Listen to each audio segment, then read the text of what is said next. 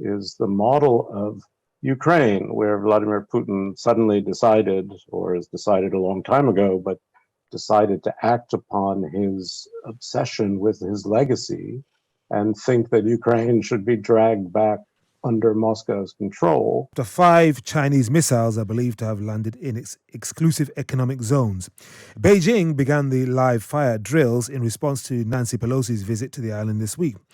Over 5,000 miles apart, Russia's invasion of Ukraine continues. The two crises, despite their differences, are linked, it would appear, in more ways than we think. Let's talk to Steve Erlanger, who is the chief diplomatic correspondent for Europe at the New York Times, and he joins me now. Stephen, hello.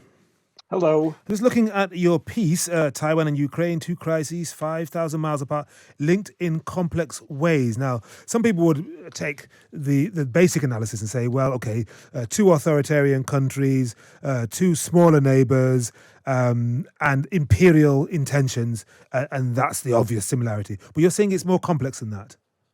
Well, it is, but those are quite important, what you just said. I mean, the other thing one would add is these are small democracies, or democracies wish to be democracies, that are being intimidated by larger authoritarian governments run by individuals who seem to be able to decide when to send their armies and where, whenever they feel like it. I mean, one of the things that worries people about Taiwan is the model of Ukraine, where Vladimir Putin suddenly decided, or has decided a long time ago, but decided to act upon his obsession with his legacy and think that Ukraine should be dragged back under Moscow's control. People worry that Xi Jinping, the Chinese leader, who is pushing for a third term and wants to be emperor forever, will also want as his legacy to reintegrate Taiwan into China. Now, for the moment, the vow is it will be done peacefully, but as time goes on, the whole idea of a one country, two systems model, which has been subverted in Hong Kong, has pushed Taiwan farther from China. Mm-hmm. So that's part of the concern. It's really about what goes on in the heads of authoritarian leaders at the heads of nuclear-powered big states who think that history is calling them, and what the expense is, we don't know. Now, of course, there are obviously differences. Taiwan is considered part of China. The West, including the United States, talks of a one China policy.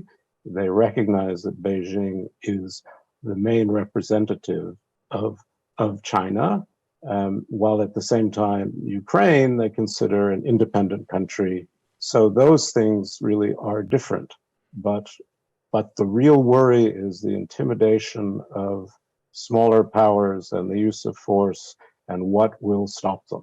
Yeah, and what might happen if they are not stopped, and other larger countries with possible claims to smaller territories that see themselves as independent could be encouraged if things go a particular way. But Stephen, you also draw a distinction between the unanimous support for Ukraine that's coming from the US and its NATO allies, and the less unanimous support there might be for the US or another Western power to get more involved in what is considered to be China's sphere of influence. Yes, that is absolutely right. I mean, when you talk about the multilateral world order, you have, again, both Russia and China together in arguing that the United States should not be able to dictate to the world how everyone should act. These are empires that want suzerainty over areas they consider their own. But it is also true that in Asia, where the United States is an important Pacific power, it has allies that have long ties to China, important trading ties to China, where there are Chinese diaspora that are very important in all of these countries. And they have to live with China. They do not want to see confrontation. Now, China makes them nervous. I mean, they're very happy that the United States is trying to keep China in line, and they see the same kind of aggression from China that others see. But at the same time, they are much less interested in having some kind of confrontation.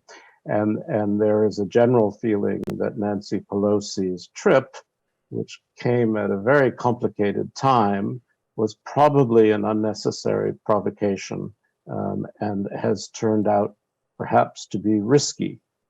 It certainly created a big Chinese response. Now you could say, well, one has to face down that kind of intimidation, but if it's happening to you next door, you get nervous.